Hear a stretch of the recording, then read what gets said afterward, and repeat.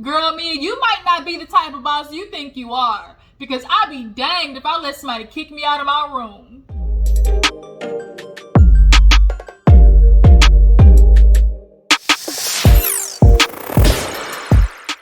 What's up, you guys? Your girl G here. Welcome back to my channel. We're going to get right back into things to talk about Real Housewives of Potomac. Y'all, I know I'm a little late, but I'm playing catch up now that I'm back home from out of town. We're going to get into all these reviews. So if you haven't checked out Love After Lockup or Love and Marriage Huntsville, definitely go, show those videos some love. I already posted those. But we need to get into these women on Real Housewives of Potomac because things are starting to get a little messy now that we're on the girls trip coming up. Obviously, when they usually do a girls trip, it's pretty mellow until, the big kaboom happens, which is going to clearly be next week when Ashley Darby comes with the mess. Ashley Darby loves to do a little bit of this, okay? And she's doing it with the help of Gizelle. So we're definitely going to get into that, you guys. So let's go ahead and drop down, in the comments. Tell me how you feel about the episode. Make sure you like this video, show it some love. And if you're new to my channel, hey, I appreciate you for tuning in. Make sure you hit that subscribe button, okay? Okay. Now, let's go ahead and get into the episode. So, we actually open up with Miss Ashley Darby pushing out another one of her, meal tickets. Pushing out another one of her guarantees, all right? She had this baby, named him Dylan, so she has Dean and Dylan. Super cute baby, looks nothing like Dean.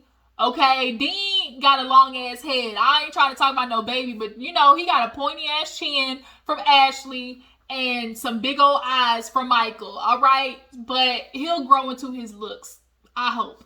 But nonetheless, she has this baby. Michael's there supporting her as of right now. You know how men get when women start having to, take care of babies more and their attention is on the babies. So we're just gonna have to hope that Michael doesn't get a wandering eye. And, he go out in the middle of the streets looking for Badusi again. All right. So, after that, we get into Mia. You guys, Mia is with her family, with her kids, with her husband. She's trying to carve out time for them and, try to make sure she has this, work-life balance. But it's going to be hard, when you have companies, you're successful and stuff like that. You're constantly on the go with that. But what suffers usually is your home life and your relationship with your children. So she actually asked her son, does mommy work too much? And he was like, yeah. And she's like, well, why mommy works, right? He's like, so we can have a big house. And it's like, I think parents, adults, especially men, you got to understand your child wants time. They want attention. They want individual recognition from their parents, acknowledgement, versus you constantly working, and they never see you. And men have a real bad habit of that. Oh, I gotta provide, that's all my job is. But it's like, no, you have to be there for the emotional, mental development of your children as well. And at the end of the day, you can provide this lavish lifestyle for them, but honestly, at the end of the day, they really just want you. And Mia, you're going to have to try to figure that out, okay, boo-boo? But she actually ends up talking to her husband about, things going on with her mom, trying to build the relationship. She actually ends up talking a little bit more about that when she meets with Gizelle and Robyn later on in the episode. Gizelle, speaking of Gizelle, she actually goes by to see Ashley, y'all. Ashley and Gizelle had, fostered this new relationship. They are the two messy twins. Like, these two bitches, when I tell you, definition, like, bag of bones. These two are bag of bones. They get over there, or she gets over there, says hi to the little baby. Dean comes back from school or whatever, and he looking at Gizelle like, who are you? Like, who this bitch in my house? But nonetheless, Ashley gets filled in on the fact that Candace invited everybody on a girls trip. And Ashley's like, oh, I wasn't aware. And she's like, well, you're invited. I'm going to invite you. Like, you don't have to spend the whole day, but you're going to spend one day.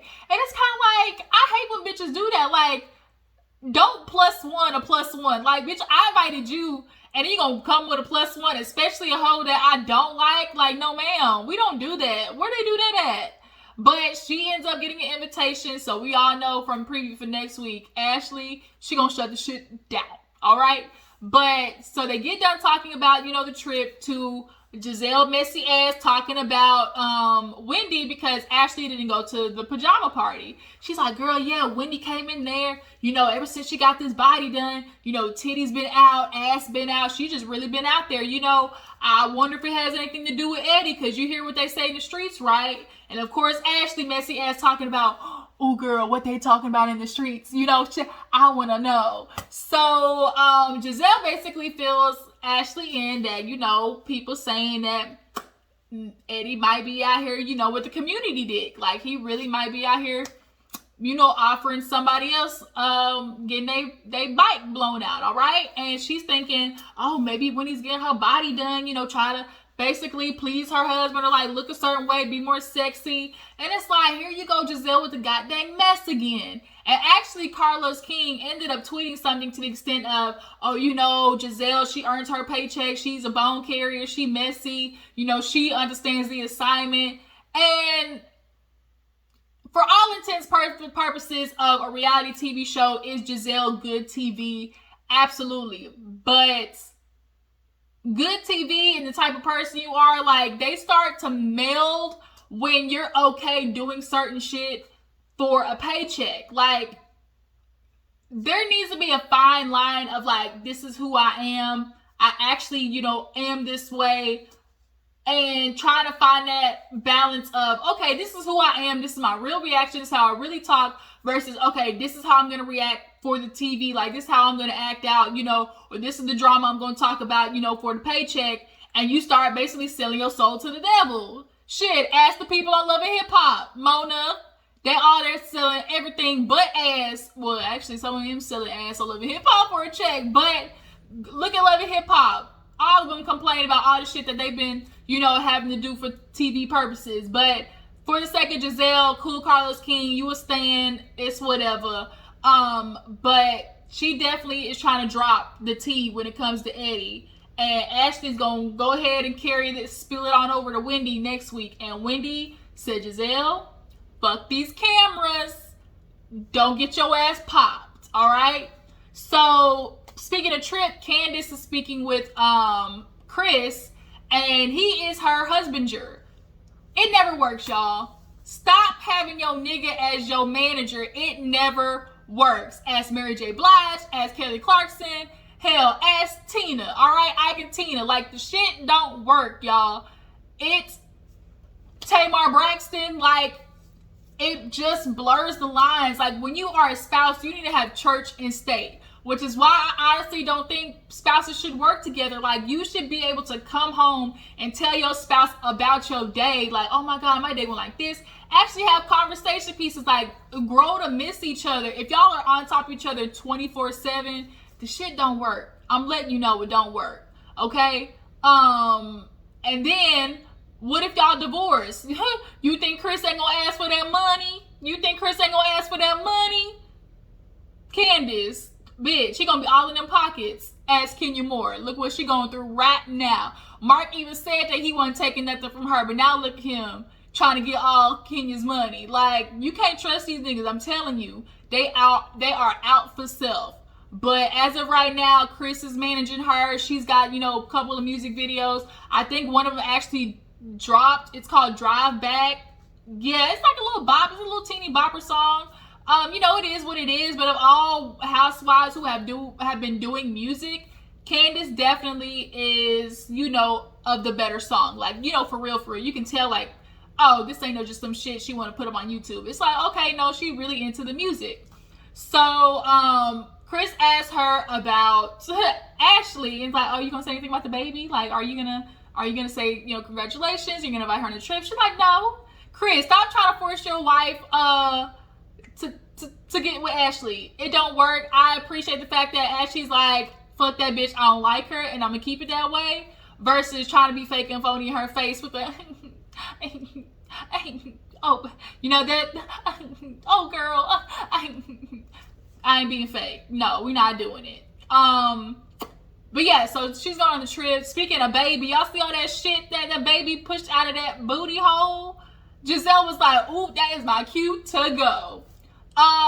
Wendy, she's talking to Eddie about her career. Wendy is trying to find this balance of doing, professor and teaching classes and, now doing the Wendy Cepho line. Like, Eddie's like, girl, you gotta have to do something. And now she's also trying to figure out, okay, like, I want to be a new and improved Wendy. Wendy has lived her whole life for her family and her mom. Wendy probably wanted to do a lot of shit growing up, but didn't have the balls to do it, didn't have the courage to say, Mom, no, I want to do this. Instead, she went on the path basically for her mother, getting all these goddamn degrees, and honestly now doing nothing with them. She did for a little bit, but there's no enjoyment, and you can only fucking hate your job for so long before you lose it. It's a lot of people right now miserable going to work, okay? And now that Wendy's kind of doing something outside of the box, she's kind of worried that people are like judging her, trying to keep her like, confined in what they already, expect from her. And she's like, I don't want to do that anymore. I got new titties, new ass. I'm trying to be outside with three eyes, I'm trying to be outside, okay? But nonetheless, she talks to Eddie about, all these things. He tells her, you might need to let something go. Like, you need to figure out, in what order, how you want to do things. So they talk about the candle line, and she didn't know she had to register her goddamn business, y'all. Like, Wendy, boo-boo, get your life right, okay? Speaking of candles, y'all see Mia got the statement candles. Bitch smart. So moving on, speaking of Mia, she ends up meeting with Gizelle and Robyn. This whole thing of the textgate with Karen and having her not come. First of all, Mia came looking like she was dressed to the nines for a goddamn Grammy after party. Wendy, Mia, like, where'd you think you was going? Girl, you went out for brunch. Not like, who the hell did you think you was gonna see? Like, these bitches don't deserve that good ass outfit. That's a wasted ass outfit. But they want to get to know her separately, kind of get things, refreshed. And Mia, becomes vulnerable and tells them about her past and growing up with an abusive father, drug addict parents and stuff like that. So she grew up rough in the foster system. My mom was in the foster system. Our country's foster system is shite, okay? But, Robyn does have a good moment with her because she's like, oh, Juan's parents, they passed away from HIV, needles and stuff like that. And that was some type of camaraderie they had there. So Mia and Robyn could build a good relationship. But Robyn does some foul shit at the end of the episode that might put a little restraint on that. So everybody gets together. They're getting on the bus. Candace is happy. The bus was nice. Candace has Gizelle come on. They end up inviting Escala. Wendy comes with her little, Fashion Nova outfit. Y'all, Wendy's not playing. She said, I got this body, yaddy, yaddy. And you hoes gonna see it whether you like it or not. So Karen gets on the bus. And when I tell you, when Gizelle looked like she smelled a pile of shit,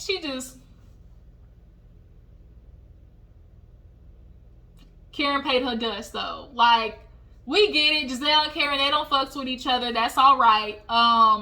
At some point, they're going to come to blows, which they did at the end of the episode. But nonetheless, they're all on the way. Gizelle tells Candace that she invited Ashley. Candace surprisingly had like a mild reaction. She was like, okay, all right. I mean, I forgot to invite her, but did I really forget? But I didn't forget. It just is what it is, So after that, Karen invites Wendy to her, getting sworn in. Gizelle's so confused. She's like, Wendy and Karen, they couldn't stand each other. Now all of a sudden they best friends and everything. First of all, they playing the game. Wendy's thinking, okay, Karen's the fan favorite. She don't fucks with Gizelle. You can't really trust Gizelle. So if I need something to fall back on, like, Wendy's playing the middle. I'm gonna be cool with Karen, but I'm also gonna be able to like still kick it with Gizelle. But after what happens, she might, instead of be kicking it with Gizelle, she might be kicking Gizelle ass in the face. But they end up seeing this, this pole, and Candace is like, get on the pole, Gizelle. She's like, I will if you will. So Candace, she did her little 1, 2, 3, swinging the ponytail going.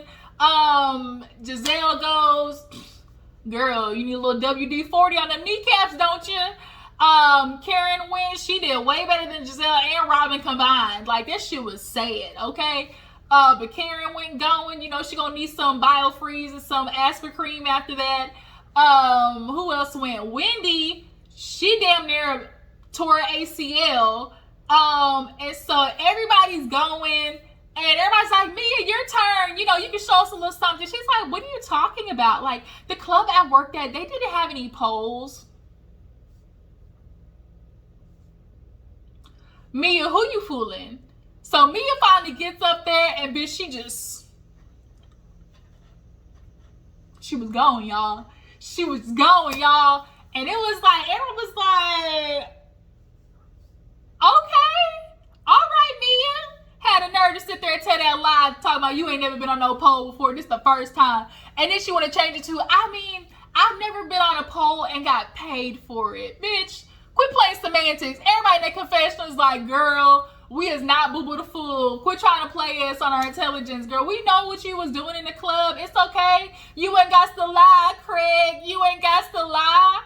So, Candace tells everybody about the room situation. And Karen, Ascala, and Wendy are in the cottage. And Candace, Gizelle, and Robyn, and Mia are in the big house. So Wendy's pissed off. She like, I don't even need to see it. I already know that you trying to like basically diss us. It's whatever. So they get to the house. First of all, it's on some rich white woman bougie shit, because it wasn't even called a house. They called it an estate. Okay? If it's called an estate, all right, that means it's money. Not money, money. So they all get in the house. It is beautiful. Everybody chooses their rooms. Everybody's walking around the house. Even Obama stayed there. So they getting ready to eat, and they sit down, and Gizelle's expecting an apology. But before that comes up, Robyn's looking at, speaking of Robyn, y'all know Candace tried to tell Robyn to have another baby by Juan? The fuck you talking about, Candace? Do you not see the shit that she's in right now? Trying to build a house. She depressed at home, can't get up in the morning, trying to satisfy a man who already out here in these streets, like raising 2 kids on her own. Ain't gonna sit there and add another baby on top of that. Bitch, no. Women, y'all need to stop watching your friends suffer and add more to their plate for the sake of love and marriage. Like, it don't work that way. Niggas out here ain't shit. Juan got her raising these 2 sons by herself. She was doing it since the get-go. Ever since he was flying around the world, playing basketball and sticking dick in every woman around every foreign country. And now she come back waiting on his ass to get married, so she gonna pop out a baby just to be a single mama 3 when he finally decides, he ready to divorce her ass because she can't get up in the morning. Candace, don't ever do that again to Robyn. You is not her friend.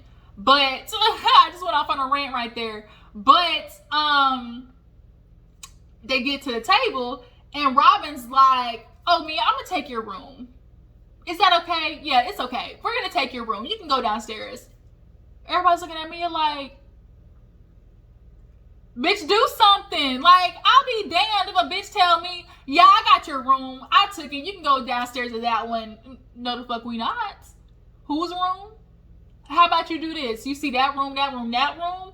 How about you take one of those? But this right here, this right here, this right here, you will not be touching nothing, all right? That was a perfect moment for Mia to like solidify her spot. Like, that would have been a moment had she done what the fuck she was supposed to do. How dare you tell me you're gonna take my room? Fuck you and the horse you rode in on. Like, that could have been a moment that, like, you let these hoes know. Try it if you want to. We can make it the easy way or the hard way, but bitch, trust me, you ain't gonna win either way. Either way. That would have been that, like, Mia, you missed a moment. And then she gonna get on Twitter talking about, I just let her have it because, she's not used to luxury. I said, okay then, okay, come with the luxury, all right? And so now Gizelle, she's like, before we get on the the trip, because I really want it to be a nice trip, is there any apologies that need to be made? And Ascala's like, who needs an apology? Like, you think an apology needs to be made? She's like, yes, Karen, because you're sitting here spreading lies and telling stuff about me that isn't true, and I needed to hear an apology. And Karen's like, oh, you talking to me? Well, I ain't gonna apologize. You apologize about Ray. Now, here's the thing with this whole Ray situation. Karen, of all things to get mad at Gizelle, like that's the one thing you want an apology from. The first time she said it, do I think she was wishing death on Ray? Absolutely not. But Gizelle has done so much shit to you, and that's the one thing you want to get an apology from 4 years ago? Like, and then first of all, Gizelle, you have been talking about everybody from the head all the way down to their tippy toe. You have been finding shit to say about everybody, okay? But now it's you can dish it, but you can't take it. And boo-boo, that's not how it goes. You was talking about Uncle Ben paying bills. I want Ray to live. I want Ray to pay his bills. And it's like you doing that shit, but then don't nobody would have come back at you. Don't throw a rock and to be mad when they come back with a stone, because that's what happened at the reunion. Your ass got, and you ended up looking stupid because they checked your ass on the fact that you and Jamal's relationship was absolutely for the cameras, was fake, while he out here impregnating bitches on the congregation on the front row, in the choir, deacons, on the praise team, you know, and out here owing money and got child support that he got, you know, got a kick front. So, no, Gizelle, she don't give you an apology. And what's the point of apologizing for you bitches to fight, you know, the next day? Let it go, bitch. Let it go. It ain't gonna happen. So they kind of end right there. And then, of course, Robyn. I call Robyn Tweety Bird because she always just chirping. Bitch, shut up. Quit. Robyn, you gonna learn today. Separate yourself from Gizelle so you can have a longer career on the show. Because, bitch, you honestly on your way at, okay? But that was the episode. This review went a little way too long, but it's time for me to go. Try to catch up on the, you know, the drama that's on the Shade Room. I'm gonna come back and talk to you guys about Nick motherfucking Cannon. Nick Cannon, we need to talk. Period. So tell me what you feel about the episode. Do you guys think Mia missed the opportunity to check, you know, the ladies when they stole her room? Do you guys believe that Gizelle is owed an apology by Karen? And what do you guys think of Mia and Escala? Who do you guys see? Are they, you know, a good addition? The jury's out on them. And Wendy, when it comes to Wendy,